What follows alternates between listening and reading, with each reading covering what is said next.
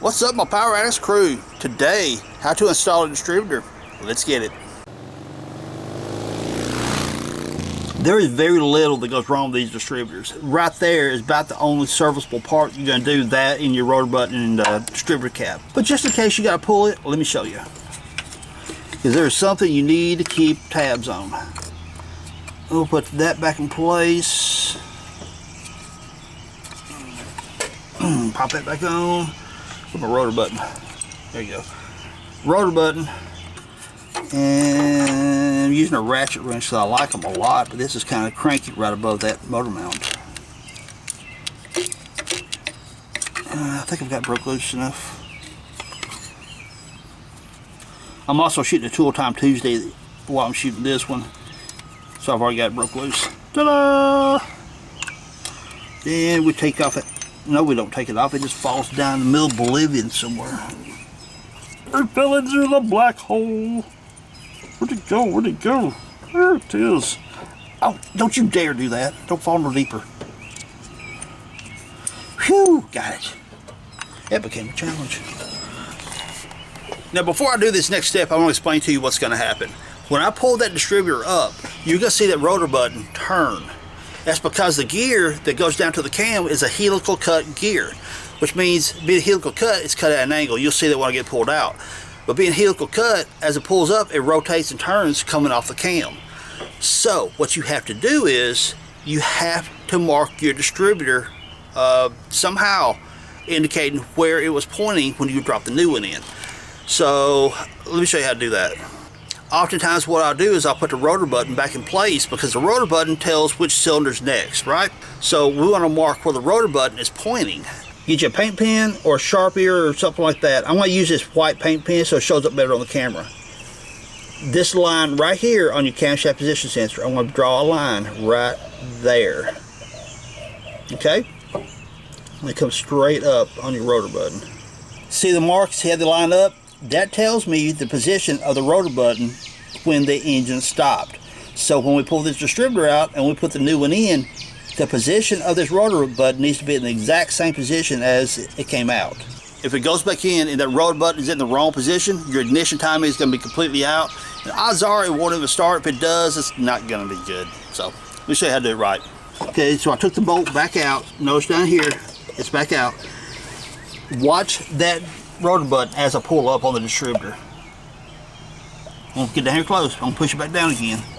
Watch that rotor button real close. See how it's turning?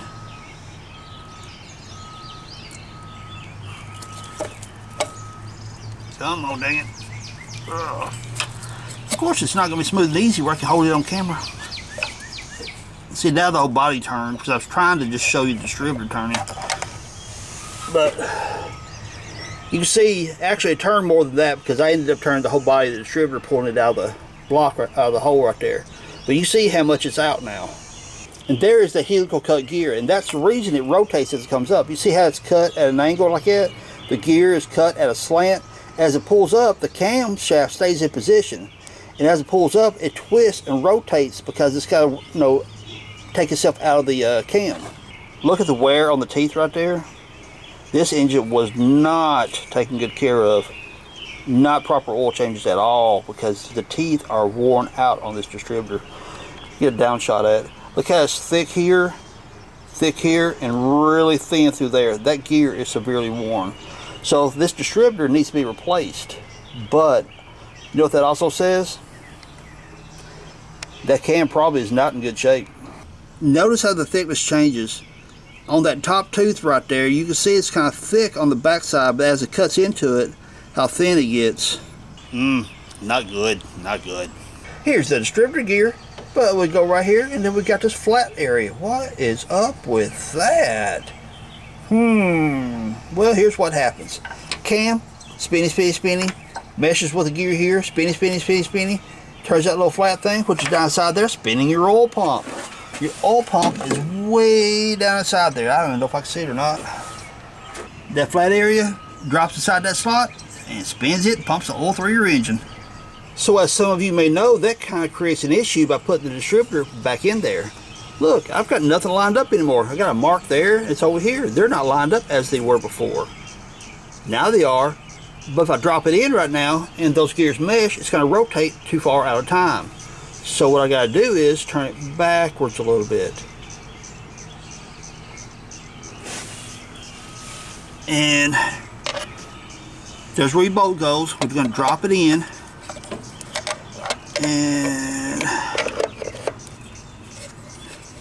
And watch that rotor button.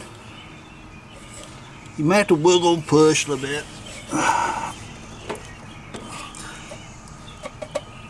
There it goes. Maybe it'll fall. There it goes. Ah, look at that. Now put my bolt back in place. Oops, it's wrong. The mark's too far over. It's one tooth out right now. So I gotta pull it back out.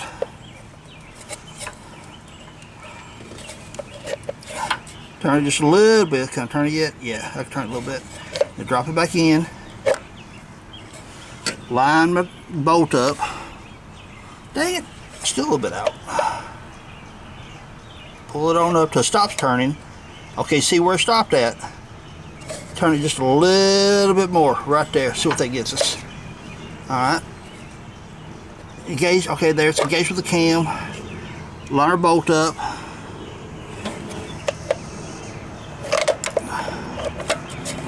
And turn it just a little bit more.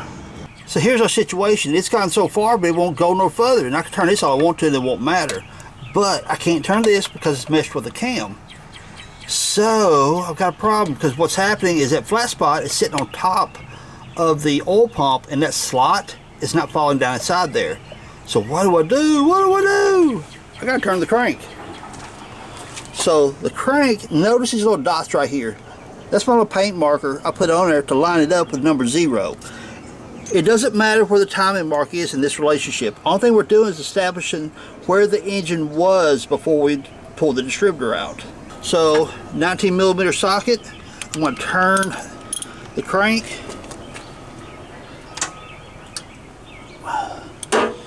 I turned it a little bit, see if we got it now. Nope, not yet. I'll push. So put you on a tripod. Okay, I'm turning the crank back and forth, but what I'm going to be doing is pushing down on the distributor to try to get that slot to line up on the oil pump.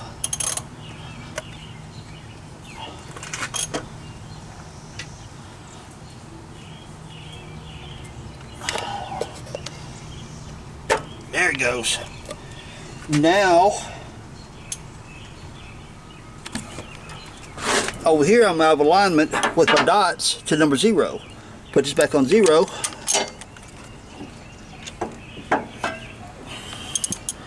Just about there. Not too much. So I've got my dots lined up with my 0. Now if you guys have your engine together and you got your fan belt and all that stuff on, you can put your mark right here. It doesn't matter where you put your mark at. You just want a place to indicate where your engine was located before you pull the distributor. So put your mark out here if you need to. But dot dot next to that 0. I've got my bolt hole lined up here, and look where my mark's at. And I'm in the oil pump. Because when you know you're in the oil pump, it's when your distributor sits all the way down. So now I can put it all back together again. I just pulled the distributor back out again to do my intro shot, and you can see how much it rotated. The body didn't turn at all when I pulled it out, and so that's how much rotation you get out of it. Now I'm going to drop it back in, see if I get lucky enough to hit that oil pump. Probably not. Hole lined up, and nope it didn't. And there's a good reason why, because whenever you first pull the distributor out of it, the helical cut gear is turning that oil pump just a smidge, a little bit. Then you go drop it back in. Remember, the oil pump done turned a little bit on its way out, but when you go drop it back in, that oil pump is now in the same position it was when you pulled out. So that's why sometimes you got to manipulate the crank a little bit, or you can also stick a screwdriver way down inside the oil pump and turn it just a smidge, a little bit, and line it up. I got spots on my lens. It's raining out here, and I'm out here playing in the rain. Hey, that's better. Now, just for reference, my crank is still exactly where I left it. The dot dot dot here is pointing right on at 0. Okay, so let's pull the distributor back out. And notice which way it's turning. It's rotating counterclockwise, okay? So when we get it out, right there's where it stopped. Then we take a screwdriver, shaking the water off of it because it's raining out here, and put the slot in the top of the oil pump, like that. Okay, remember, as it come up, it rotated counterclockwise. Take your screwdriver, just a smidget, I mean probably, okay, let's just look at this corner right here on this screwdriver. It's at about 3 o'clock position. I want to turn it to about 3:30, not quite 4, and see what I get out of that.